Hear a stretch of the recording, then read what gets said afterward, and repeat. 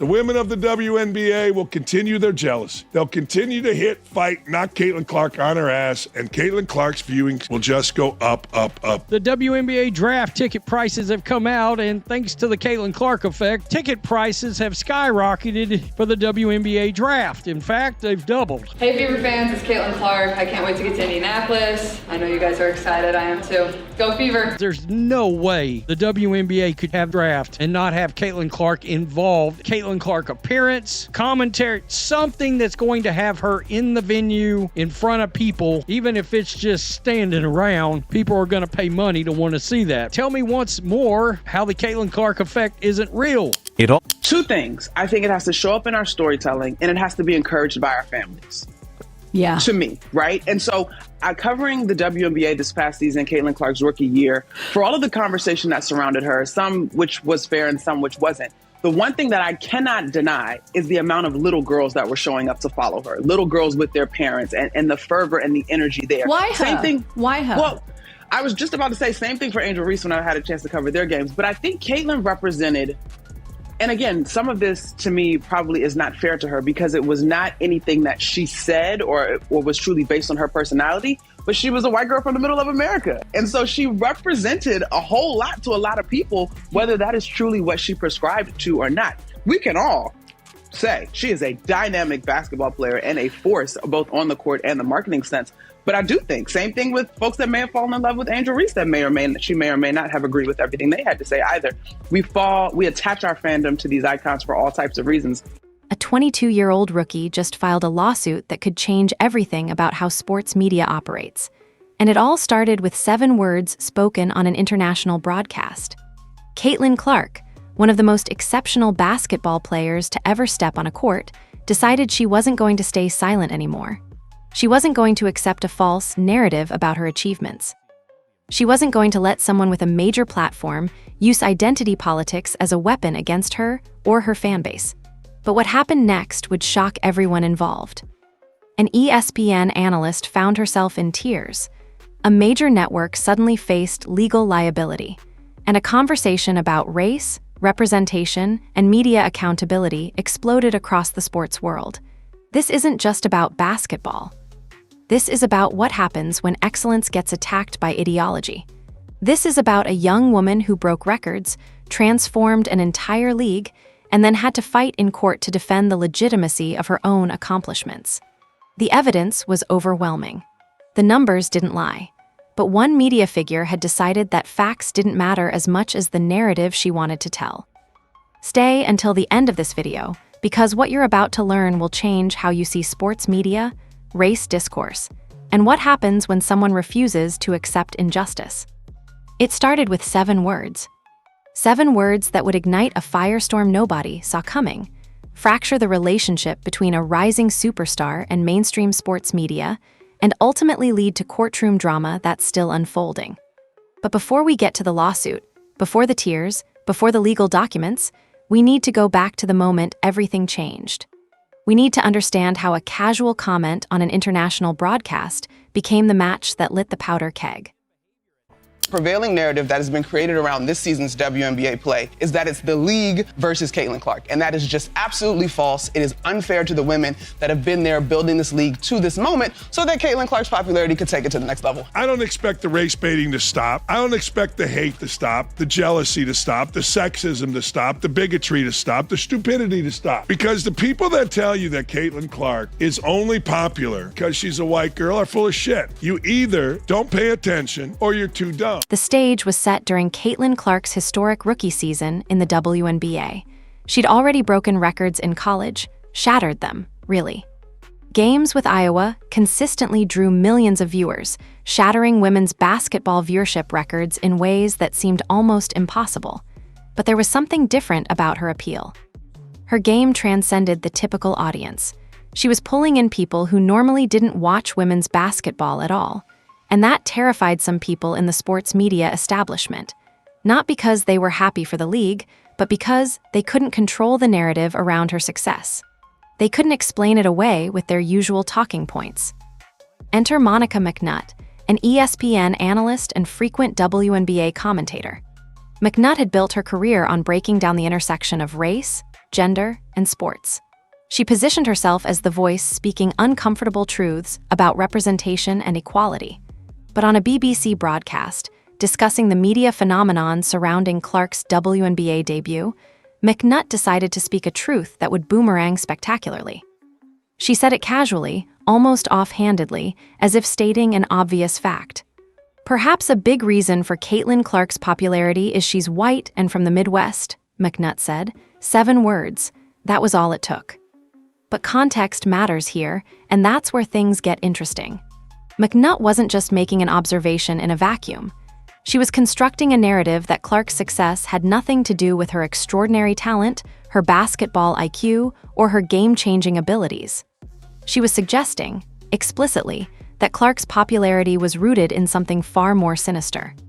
That white suburban girls were showing up to games because Clark looked like them, not because she could shoot from logo distance like Steph Curry, or pass like Magic Johnson, or move defenses like nothing the women's game had ever seen before.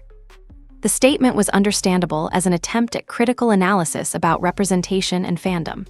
On the surface, McNutt might argue she was pointing out something legitimate, that representation matters, that fans connect with players who reflect their own identities.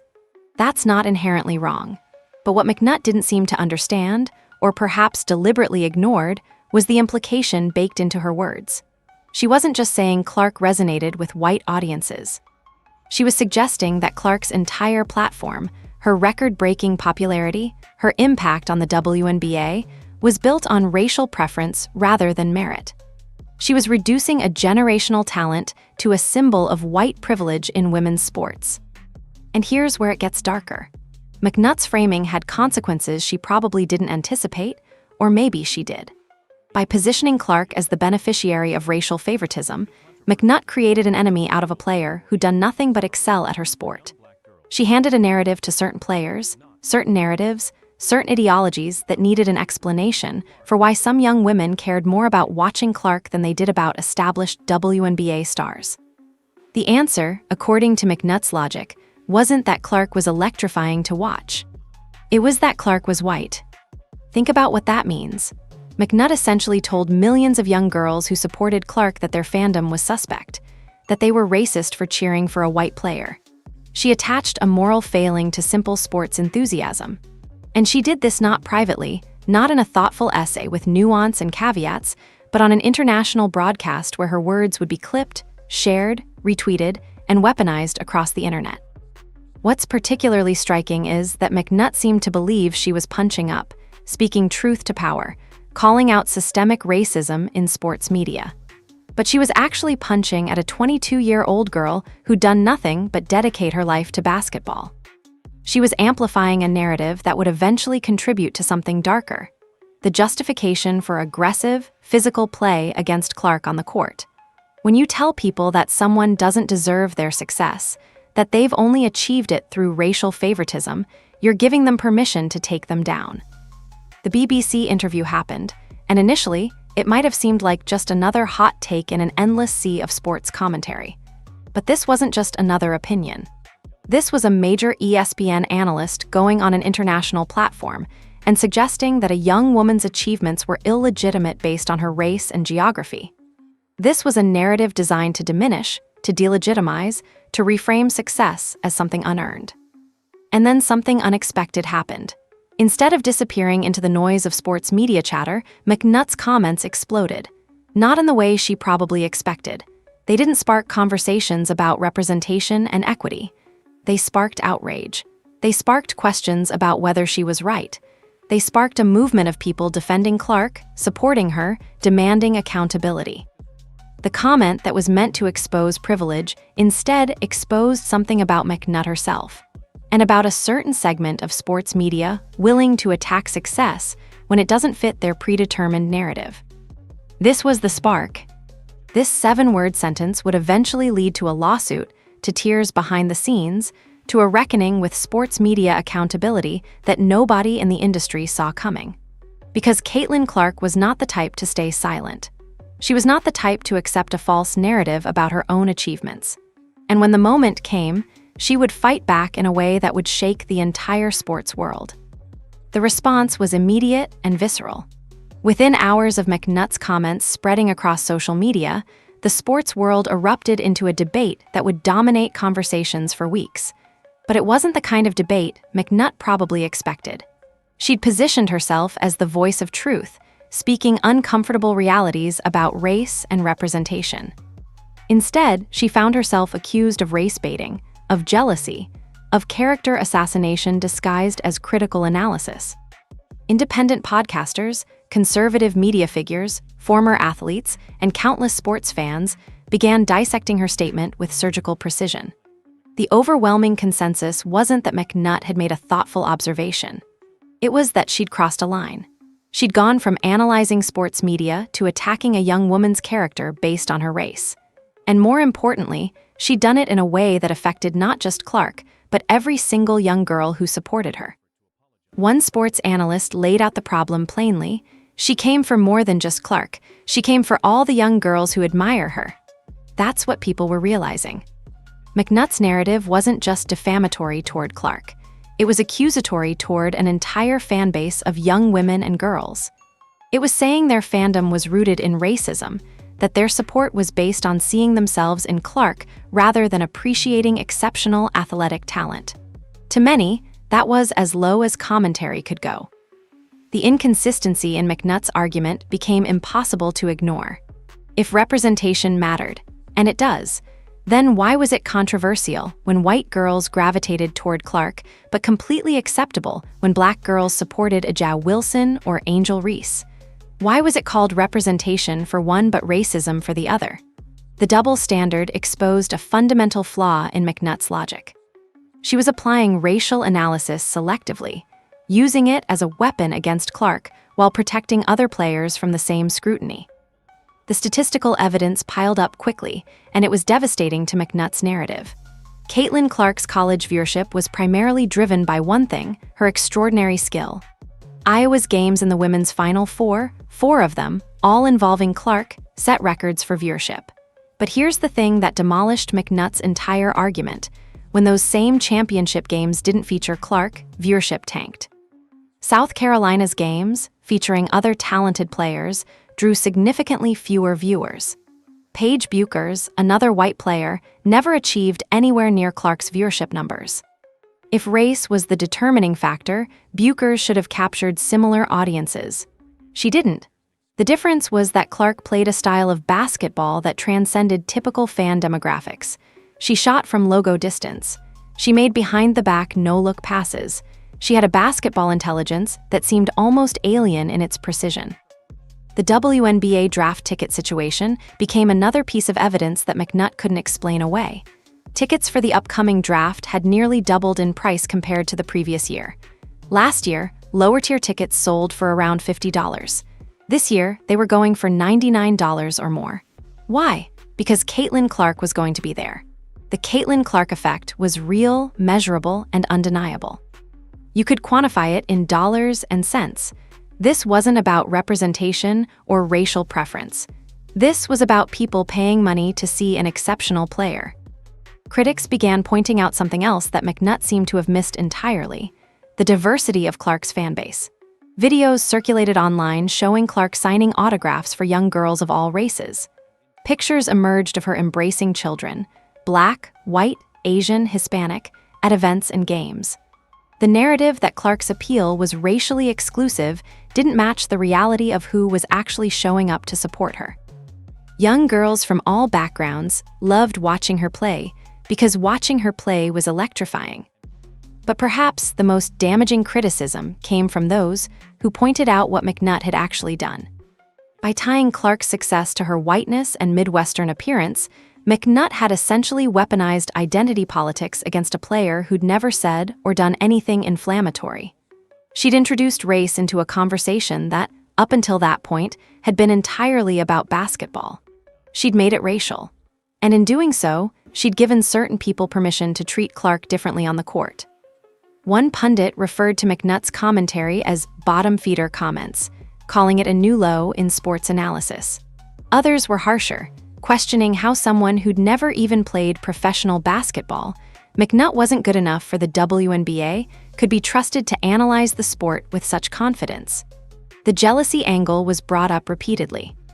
Was McNutt, unable to achieve what Clark had achieved as a player, now trying to diminish Clark's accomplishments through media commentary? What became clear was that McNutt had miscalculated spectacularly.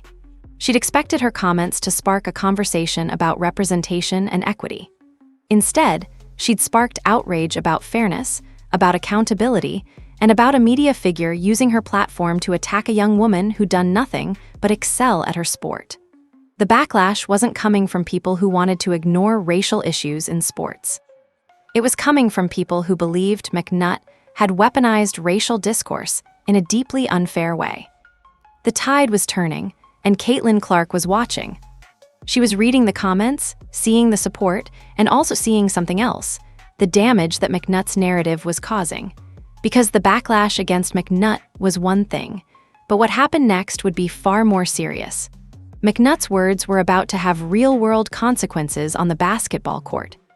What happened on the court during Caitlyn Clark's rookie WNBA season became impossible to ignore once people understood the narrative that had been constructed around her. After McNutt's comments spread and the race-baiting accusations flew, something shifted in how other players interacted with Clark. It wasn't subtle. It was aggressive, calculated, and devastating in its implications. Clark began experiencing a level of physical contact and aggression that seemed disproportionate to normal basketball play. Hard fouls, persistent trash talk, elbows to the face. These weren't accidents or typical competitive intensity. These were targeted incidents that seemed coordinated, almost sanctioned by a media narrative that had painted Clark as an undeserving beneficiary of white privilege. And here's the terrifying part. Some of those players probably felt justified in their aggression. They'd been told by respected media figures that Clark didn't deserve her platform, that her success was unearned, that she represented something that needed to be taken down. Think about what McNutt had done, whether intentionally or not. She'd created a justification for violence. Not physical violence necessarily, but the kind of on-court aggression that walks the line between competition and intimidation. If Clark's popularity was based on racial favoritism rather than merit, then taking her down became a moral imperative for some. They weren't attacking a talented player. They were fighting against systemic racism, or at least that's how the narrative could be spun. The most telling moment came when insiders and observers started connecting the dots. The physical targeting of Clark on the court, the increased aggression, the seemingly coordinated effort to frustrate her and diminish her effectiveness, it all seemed to coincide with the escalation of McNutt's media narrative. One didn't have to believe in a grand conspiracy to see the connection. McNutt and others like her had created an environment where attacking Clark felt justified. They'd given permission, however unwittingly or deliberately, for other players to treat her as a legitimate target. But here's where it gets even darker. This affected more than just Clark. The narrative that McNutt had introduced, that Clark's success was based on racial preference, had consequences for her fanbase, particularly young girls. Think about being a young girl who loved watching Caitlyn Clark play basketball. You'd saved your allowance, maybe convinced your parents to take you to a game, waited in line for an autograph, made a homemade sign with her name on it. You were a fan because you loved the way she played. And then suddenly, you're being told by major media figures that your fandom is suspect, that you only support Clark because she's white, that by cheering for her, you're complicit in racism. That's psychological damage. That's weaponized media commentary turned against children who just wanted to support a player they admired. McNutt and others had essentially told young girls that their enthusiasm for basketball was rooted in bigotry. The guilt, the confusion, the feeling of being accused of something you didn't do or believe, that's real harm. And it extended beyond just the girls. Families who brought their children to games, who wanted to support an exceptional athlete, were suddenly cast as racial actors in a drama they didn't create. The lawsuit that would eventually come from Clark specifically highlighted this aspect of the damage. She didn't sue just because she was upset about being criticized. She sued because McNutt's narrative had created a hostile environment, both in the media and on the court. It had painted a target on her back. It had given people a reason to treat her differently, to be more aggressive with her, to question the legitimacy of her achievements. One of the most important revelations that emerged was about the nature of the aggression Clark experienced. Former athletes and analysts who'd watched women's basketball for years pointed out that the physicality directed at Clark seemed unusual. The elbows, the hard fouls, the contact that went just beyond typical competitive play, it appeared coordinated. And the timing mattered. It intensified after McNutt'S comments became widespread. It seemed like certain players, perhaps emboldened by the narrative that Clark was undeserving and needed to be humbled, felt more justified in their approach. This is where the lawsuit's allegations about incitement become significant. McNutt hadn't physically attacked Clark, but she'd created a narrative framework that made attacking Clark seem reasonable, even necessary. She'd positioned Clark not as a talented competitor, but as a symbol of something that needed to be fought against. And that narrative had consequences in how other people treated her. What McNutt seemingly didn't understand, or didn't care about, was that media narratives have power. Words have consequences. When you tell people that someone doesn't deserve their success, that they've achieved it through unfair advantage, you're giving them permission to act against that person. You're creating a justification for behavior that might otherwise seem unjust. This wasn't theoretical. This was playing out on courts across the WNBA in real time. The damage report that would eventually be documented in Clark's lawsuit included everything from the physical aggression on court to the mental and emotional toll of being accused of undeserved success. Clark had worked her entire life to become the player she was. She'd sacrificed, trained, competed at the highest levels. And then a respected media figure suggested it was all meaningless, that it was really just about her race. And that suggestion had rippled through the entire league, affecting how she was treated, how her fans were treated, and how her achievements were perceived. This was the real cost of McNutt'S narrative. It wasn't just about one player. It was about creating an environment of suspicion, aggression, and delegitimization that affected everyone around her. If there's one thing that McNutt'S narrative couldn't survive, it was basic mathematics. Numbers don't lie. They don't have agendas. They don't care about media narratives or identity politics or who said what on which broadcast. They simply exist, factual and immutable, waiting to be analyzed by anyone willing to look at them honestly. The viewership data from Clark's college career was the first domino to fall in the statistical demolition of McNutt'S argument. During the women's NCAA tournament, Iowa's games featuring Caitlyn Clark set records that had previously seemed untouchable. Not just good numbers, historic numbers. When Iowa made the Final Four, the games were must-watch television. But here's the crucial part. When the Final Four featured other teams without Clark in the picture, viewership dropped dramatically. South Carolina's games, featuring other talented players, drew significantly fewer viewers. The difference wasn't marginal, it was massive. This detail is important because it directly contradicted McNutt'S entire thesis. If Clark's popularity was primarily driven by race, then other white players should have achieved similar viewership numbers. Paige Bueckers, another white star player, never came close to Clark's viewership figures. Bueckers is a tremendous player, a generational talent in her own right, but her games didn't pull in the same audiences. Why? Because Clark played a different style of basketball. She did things that were electrifying to watch, regardless of who was watching. Deep threes from logo distance, behind-the-back no-look passes, game intelligence that seemed almost supernatural in its precision. The WNBA attendance statistics were equally damning to McNutt'S narrative. The 2024 season saw record-breaking attendance with 2.3 million fans attending WNBA games total. But the increase from 2023 to 2024 told the real story, a 48% increase in attendance. 48%. That's not a marginal bump. That's a transformative shift in who was showing up to women's basketball games, and it all corresponded with Clark's entry into the league. The Caitlyn Clark effect was quantifiable, measurable, undeniable. But the attendance numbers get even more specific and more devastating to McNutt'S argument. The WNBA draft ticket prices more than doubled from the previous year. Think about that. People were willing to pay nearly double what they'd paid the year before, just for the chance to be in the same venue as Clark. That's not racial preference. That's market-driven demand based on wanting to see an exceptional athlete. Fans don't overpay for mediocrity that happens to be white. They pay for excellence that transcends typical demographics. The merchandise data added another layer to the statistical case against McNut. Clark's jersey sales, apparel featuring her name, memorabilia, all of it skyrocketed.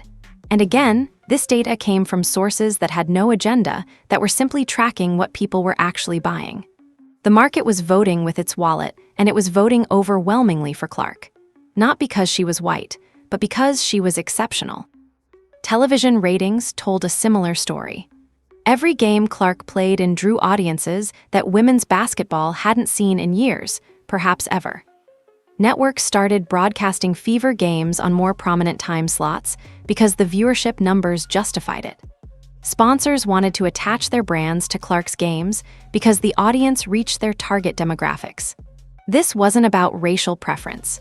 This was about eyeballs, about engagement, about a player who could move the needle in ways that benefited the entire league. What made the statistical evidence so powerful was that it revealed something McNut had fundamentally missed or deliberately ignored. Clark's popularity transcended the demographic she supposedly appealed to. Yes, young suburban girls came to games, but so did families of all backgrounds. So did casual basketball fans who'd never paid attention to women's basketball before. So did serious sports enthusiasts who recognized an exceptional talent when they saw one. The diversity of Clark's fanbase was evident in every demographic breakdown, every attendance figure, every merchandise sale.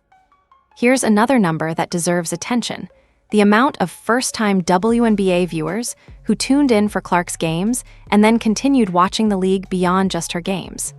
This was crucial because it showed that Clark wasn't just pulling isolated viewers interested in one player. She was expanding the league's audience, introducing new people to the sport. That's not a racial phenomenon. That's an exceptional talent phenomenon. The statistical case became so overwhelming that even defenders of McNutt's narrative struggled to maintain their position. You could argue about representation, about media responsibility, about systemic issues in sports coverage. Those are legitimate discussions, but you couldn't argue about numbers. You couldn't look at 48% attendance increases, doubled ticket prices, viewership records, and claim that it was all about racial preference rather than athletic excellence. One analyst put it simply: there is just so much statistical data to prove why people are invested and interested and can't stop looking at Caitlyn Clark. She has broken a record for records as a rookie. She has done things nobody else has done. Stats do not require race as a prerequisite. They just are what they are.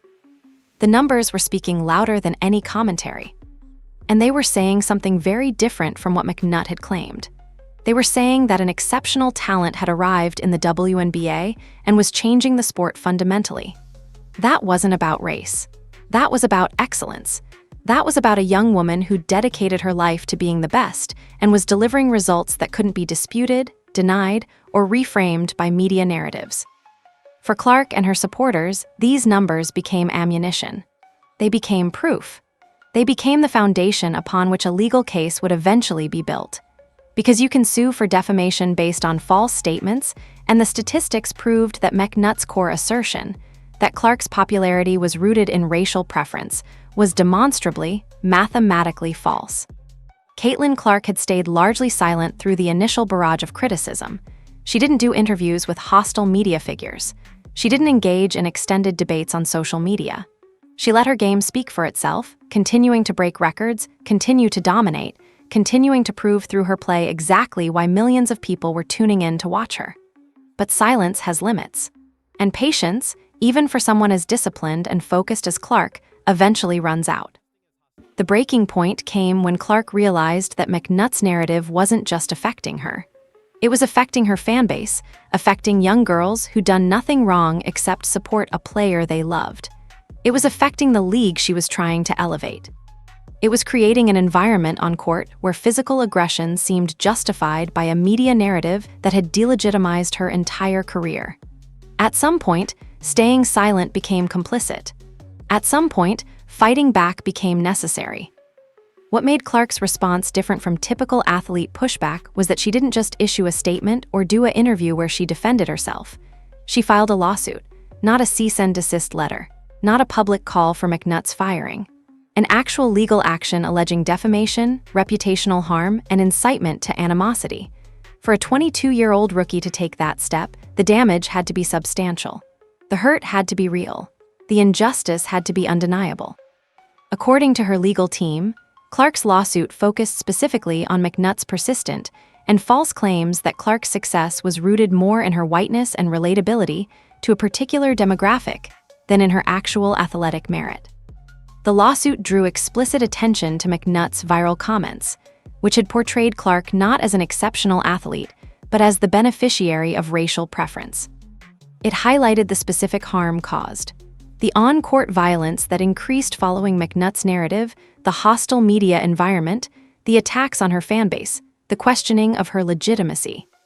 But the lawsuit went deeper than just defending against one comment or one media figure. It was a statement about accountability in sports media. It was saying that there were consequences for using a platform to spread narratives that damaged a player's reputation and safety. It was saying that identity politics couldn't be used as a weapon to delegitimize excellence, regardless of the race of the person achieving that excellence. The specific allegations in the lawsuit were methodical and detailed. Clark's legal team documented McNutt'S pattern of comments, not just the initial BBC interview, but the follow-up statements and implications. They traced the timeline of escalating on-court aggression and connected it to the narrative McNutt had introduced. They presented the statistical evidence showing that Clark's popularity was driven by her exceptional play, not by racial preference. They demonstrated the real harm caused to Clark's reputation, to her safety on court, and to her young female fanbase. What surprised many observers was the specificity with which Clark's team handled the case. This wasn't a reactive lawsuit filed in anger. This was a carefully constructed legal action that presented evidence, documented harm, and made a compelling case that McNutt'S false statements had caused tangible damage. The lawsuit alleged that McNutt had knowingly spread false information about the basis of Clark's popularity, incited animosity toward Clark through her narrative, contributed to an environment where physical aggression against Clark was normalized, damaged Clark's reputation by questioning the legitimacy of her achievements, harmed Clark's young fanbase by suggesting their support was rooted in racism, interfered with Clark's ability to enjoy her career and her success without hostile treatment. The legal team also documented something crucial: McNutt'S refusal to retract or apologize for her statements. Instead of acknowledging that her narrative had been inaccurate and harmful, McNutt had largely remained silent or defended her commentary as critical analysis. That silence, from a legal perspective, was damning. It suggested no genuine belief that she'd made an honest mistake. It suggested she stood by her defamatory statements. What made the lawsuit truly shocking to some was that it worked. Clark didn't back down. She didn't accept a settlement quietly. She pushed forward with the legal action, willing to have this dispute play out in court, willing to have the evidence examined, willing to let the numbers and facts speak for themselves. For a young player still establishing her career, that took remarkable courage. It meant potential backlash, potential further attacks from media figures, potential complications in her professional relationships. But Clark understood something fundamental. Backing down would validate the narrative. It would suggest that she was guilty of something, that her achievements were somehow illegitimate, that she should accept false statements about herself and her fanbase without consequence. By fighting back legally, she was saying no. She was saying that excellence speaks for itself. She was saying that there were rules, that media figures couldn't say whatever they wanted without facing consequences. The lawsuit also sent a message to other young women in sports. If someone builds a platform and uses it to damage your reputation through false narratives, you have options. You don't have to accept it. You don't have to stay silent. You can fight back, and the evidence, the numbers, the facts, the documented harm, can support you. What McNutt and others in sports media seem to have underestimated was Clark's resolve. She wasn't just a talented player. She was someone who'd been fighting her entire life to achieve her goals, who'd trained through pain and sacrifice, who'd proven herself repeatedly when doubters emerged. Walking away from false narratives about herself wasn't in her DNA. And that determination, that refusal to accept injustice, would change the landscape of sports media accountability. The lawsuit sent shockwaves through ESPN and the broader sports media landscape in ways that nobody fully anticipated. The organization that had long positioned itself as the authority on sports commentary suddenly found itself in a defensive position. One of their analysts had made statements that were now being challenged legally, with substantial evidence that those statements were not only potentially defamatory, but had real-world consequences for a young athlete's safety and reputation. Behind the scenes at ESPN, the atmosphere reportedly shifted dramatically once the lawsuit was officially filed. Sources close to the network indicated that Monica McNutt was visibly shaken by the legal action. According to reports, she was spotted in tears, shocked that what she'd framed as critical analysis had escalated into an actual court case. The realization seemed to hit her that she'd crossed a line that had real legal and professional consequences. McNutt had apparently believed she was speaking truth to power, engaging in the kind of critical race analysis that her role seemed to demand. Instead, she'd opened herself and potentially her employer to significant legal liability. The emotional response from McNutt was understandable but telling. If she truly believed her comments were factual and justified, you might expect her to stand behind them confidently.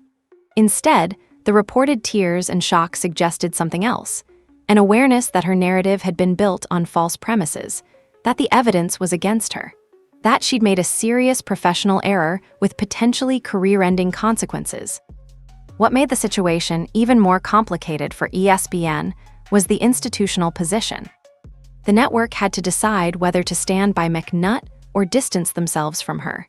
Standing by her meant potentially endorsing the defamatory statements and being implicated in the lawsuit. Distancing themselves meant throwing an employee under the bus while admitting they'd allowed her to spread false narratives on their platform. Neither option was attractive. Reports indicated that ESPN initially tried to navigate the middle ground, but that became increasingly untenable as the lawsuit proceeded. The evidence was too strong. The statements were too clearly false. The harm was too documented. An ESPN insider suggested that internally, there was significant tension about how the network should respond. Some executives apparently believed McNutt had gone too far in using identity politics as a weapon against a young player. Others seemed to think the lawsuit was an overreaction, but the legal reality was inescapable. ESPN had a problem on their hands. What the lawsuit revealed was just how vulnerable media figures were when they made statements without proper factual foundation. McNutt had spoken with the authority and confidence of someone presenting truth, but she'd built her narrative on assumptions rather than evidence. She'd suggested that because Clark was white and from the Midwest, her popularity must be rooted in those factors rather than her extraordinary talent. It was a logical fallacy dressed up as critical analysis.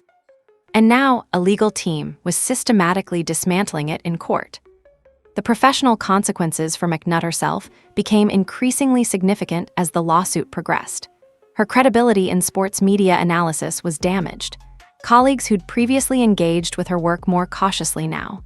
The idea that she could be sued for defamation based on her commentary created a chilling effect on how freely she could make similar arguments in the future. Every statement would now carry the implicit question, is this defensible? Can I prove this? Will this harm someone legally? What also became clear was that this wasn't just about McNutt as an individual. It was about systemic issues in how sports media handled race and representation. Other commentators who'd made similar arguments suddenly found themselves more vulnerable. If McNutt could be sued for suggesting Clark's success was rooted in race, what about other commentators who'd made comparable claims? The lawsuit created a precedent, a template for fighting back against narratives that used identity politics as a weapon rather than as genuine analysis. The impact extended to ESPN's relationship with the WNBA and specifically with Caitlyn Clark. The network had broadcast rights to WNBA games, and now they found themselves in a position where one of their analysts had potentially alienated one of the league's biggest stars. Clark had every reason to be cautious about future interactions with McNutt and potentially skeptical of ESPN's commitment to fair coverage. That had real business implications for the network. Behind-the-scenes negotiations reportedly became complicated. Clark's legal team wasn't necessarily seeking massive financial damages, though the lawsuit certainly could result in that. They seemed primarily focused on establishing a legal record of McNutt's false statements and the harm they'd caused. They wanted accountability. They wanted the record to show that these narratives were defamatory and that there were consequences for spreading them. Some reports suggested that McNutt initially believed the lawsuit would go away quickly, that Clark might settle quietly to avoid prolonged legal proceedings. But Clark had made it clear through her actions that she wasn't interested in making this go away quietly. She wanted the truth established in court. She wanted the record to show that her popularity was legitimate, that her achievements were earned, that her fanbase wasn't rooted in racism. What also became evident was that the lawsuit had broader implications for how young women in sports could protect themselves. Clark's willingness to fight back legally sent a message to other female athletes. If someone with a major platform damages your reputation through false claims, you don't have to accept it. You can sue, you can fight back. The evidence can support you. The behind-the-scenes fallout also revealed something about power dynamics in sports media. For years, commentators like McNutt had been able to make broad claims about race, representation, and deservingness with relatively little professional consequence. They'd positioned themselves as truth-tellers, as people brave enough to say the uncomfortable things others wouldn't say. But Clark's lawsuit suggested that bravery without factual foundation was just recklessness. That using a platform to damage someone's reputation couldn't be defended simply by claiming you were speaking truth. As the lawsuit proceeded through the legal system, the sports world watched to see what would come next. Would ESPN eventually distance themselves from McNutt? Would she face professional consequences beyond just being sued?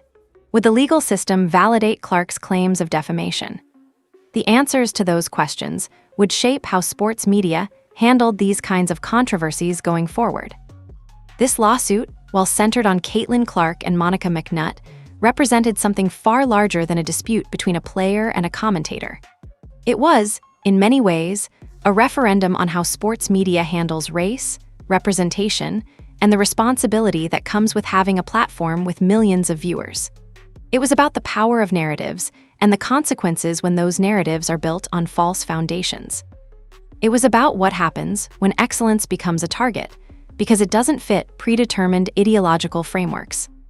The broader implications of this case extended into fundamental questions about sports journalism and media criticism.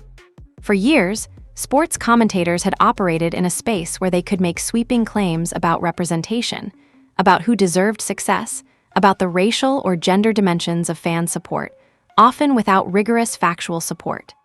They'd positioned themselves as critics of systemic issues, as voices speaking uncomfortable truths. But Clark's lawsuit suggested that there were limits to that role, that you couldn't use critical analysis as a cover for making false, defamatory claims about specific people. What the case illustrated was the difference between legitimate media criticism and weaponized commentary. Legitimate criticism asks tough questions, examines systems, points out disparities in coverage and opportunity. It does this with evidence, with nuance, with acknowledgement of complexity. Weaponized commentary, by contrast, targets an individual, makes sweeping claims about their achievements and character, and uses identity politics as a blunt instrument rather than as a lens for understanding systemic issues. McNutt's comments had crossed from one category into the other. She hadn't made a thoughtful critique of how women's basketball coverage might privilege certain stories or certain players. She'd made a specific, false claim about why a particular player was popular. She'd suggested that a young woman's achievements were illegitimate because of her race. That's not critical analysis. That's defamation. The lawsuit also raised important questions about diversity and representation in sports media that might have gotten lost in the legal drama. The conversation about whether women's sports gets adequate coverage, whether certain players receive more media attention than their performance warrants, whether representation and identity matter in how fans connect with athletes. These are legitimate conversations. But McNutt's approach had poisoned the well. By making a false, defamatory claim, she'd made it harder for people to have serious conversations about representation without being accused of doing what McNutt had done. There was also the question of what responsibility ESPN bore for McNutt's statements. The network had given her a platform, credibility, access to millions of viewers. They'd allowed her to make these claims without pushback or fact-checking in the moment. In the lawsuit and the public discourse that surrounded it, questions emerged about editorial responsibility. Should networks be more careful about what their commentators claim? Should there be pushback when commentators make broad assertions without factual foundation? Or is the role of media to present various viewpoints, regardless of their factual accuracy? Clark's lawsuit suggested an answer to those questions. There should be consequences for spreading false narratives. Whether that responsibility fell primarily on McNutt as an individual or on ESPN as her employer became part of the legal and public discussion. But the fundamental point was clear. Having a platform doesn't give you unlimited freedom to make any claim about anyone, regardless of accuracy. The case also became a turning point in how women's sports were covered more broadly. Sports journalists and commentators looked at what had happened to McNutt and understood the stakes more clearly.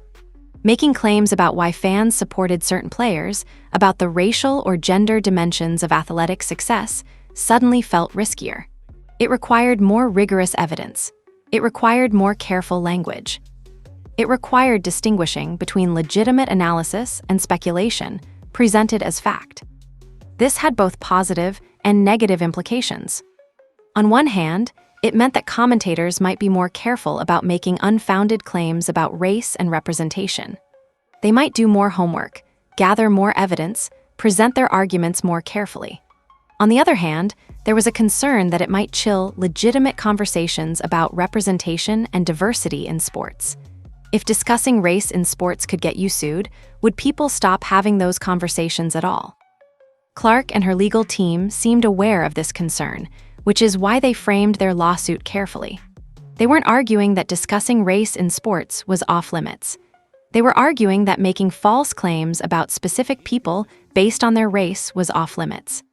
There's a crucial difference between analyzing systemic patterns in how women's basketball is covered and making a specific, false claim that a young woman's achievements are rooted in racial preference rather than merit.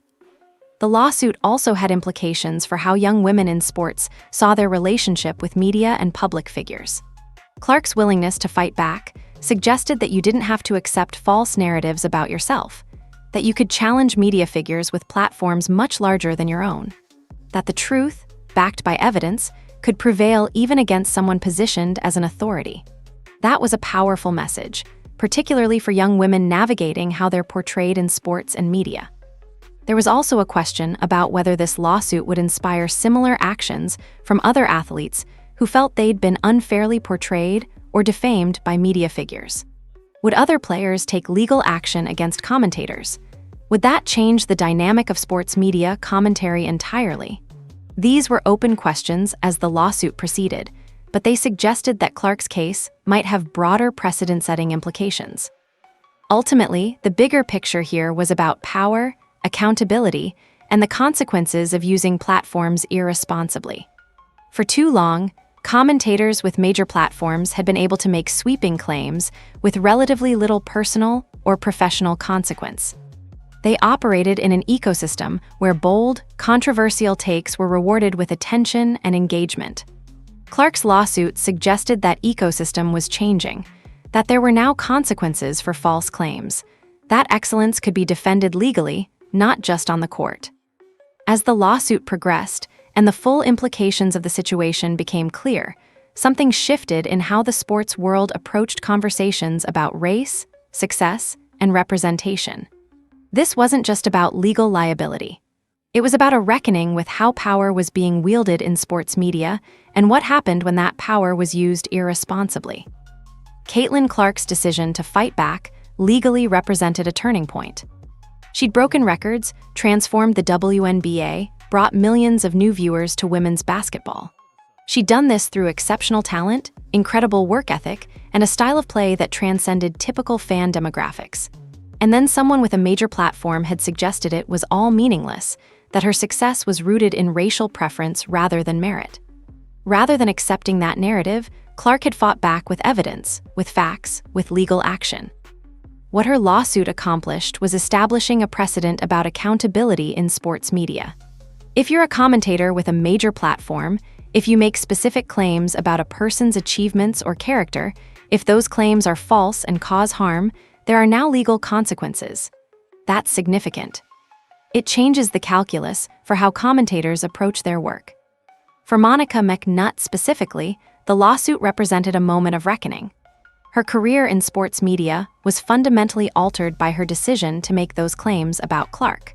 Whether she eventually faced employment consequences, whether the lawsuit resulted in significant damages, whether she was able to continue working in the industry in the same capacity, those were secondary questions. The primary question was whether she understood what she'd done. Whether she understood that using a platform to spread false narratives about a young woman's achievements came with consequences. Reports suggested that McNutt's awareness of the lawsuit's impact was beginning to set in. The tears reportedly shed when the lawsuit was filed weren't just about legal jeopardy.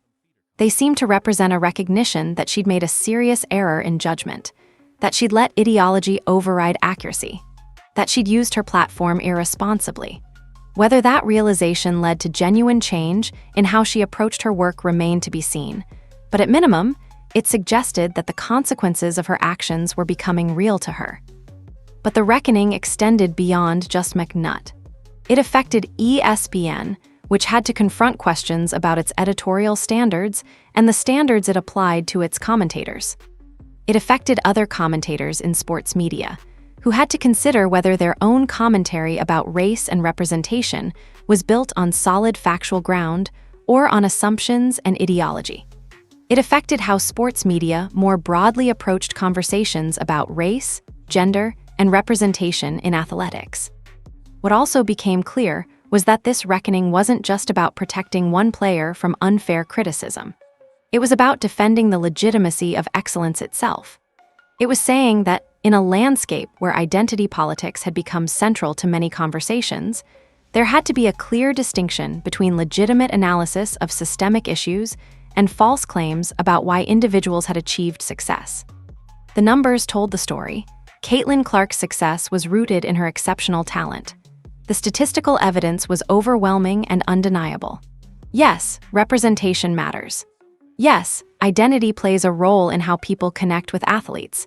But that didn't mean you could use identity as an excuse to delegitimize someone's achievements when the evidence clearly showed their success was earned through talent, work, and dedication. For young women in sports, the lawsuit sent an important message. If someone with a major platform makes false claims about you, if they damage your reputation or your safety through their narratives, you don't have to accept it. You can fight back. You can sue. You can demand accountability. That's a powerful message, particularly in a landscape where young women athletes often feel vulnerable to how they're portrayed in media. The lawsuit also suggested that accountability was beginning to flow in a different direction. For years, athletes had been accountable to media figures and commentators. Media figures could say what they wanted about athletes, could make claims about their character or their deservingness, with relatively little consequence.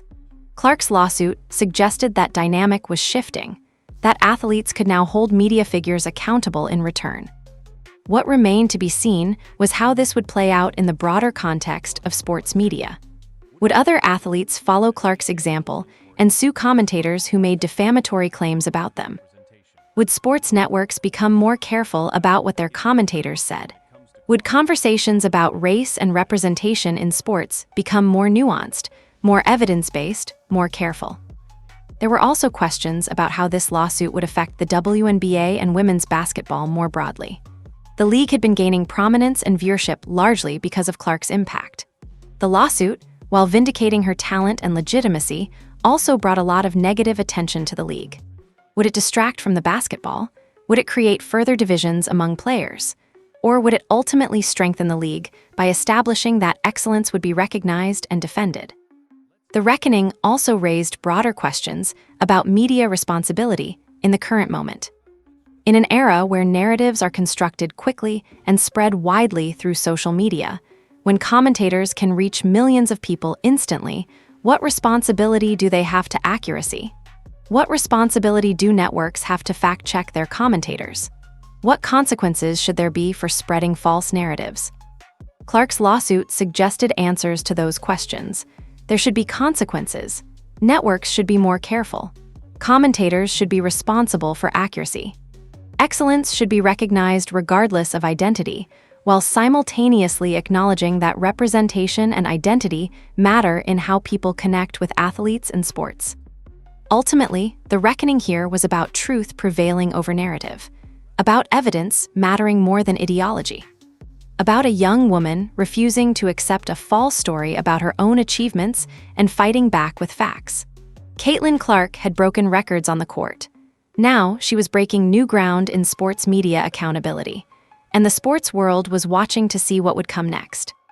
This lawsuit represents a watershed moment, not just for Caitlyn Clark, not just for the WNBA, but for how sports media operates across the entire landscape.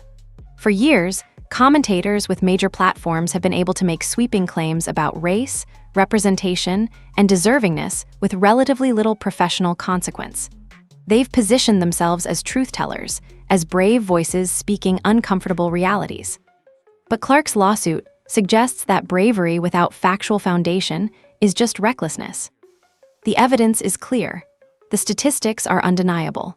Caitlyn Clark's popularity is rooted in one thing: her extraordinary, exceptional talent, not her race, not her geography, her game, her intelligence, her ability to do things on a basketball court that transcend typical fan demographics. What Clark has done by fighting back legally is establish a precedent about accountability. If you have a platform, if you make false claims about someone's achievements or character, if those claims cause harm, there are consequences. That changes everything about how sports media will operate going forward. The WNBA has been transformed by Caitlyn Clark's arrival. Attendance is up. Viewership is up. The league has finally reached mainstream conversation.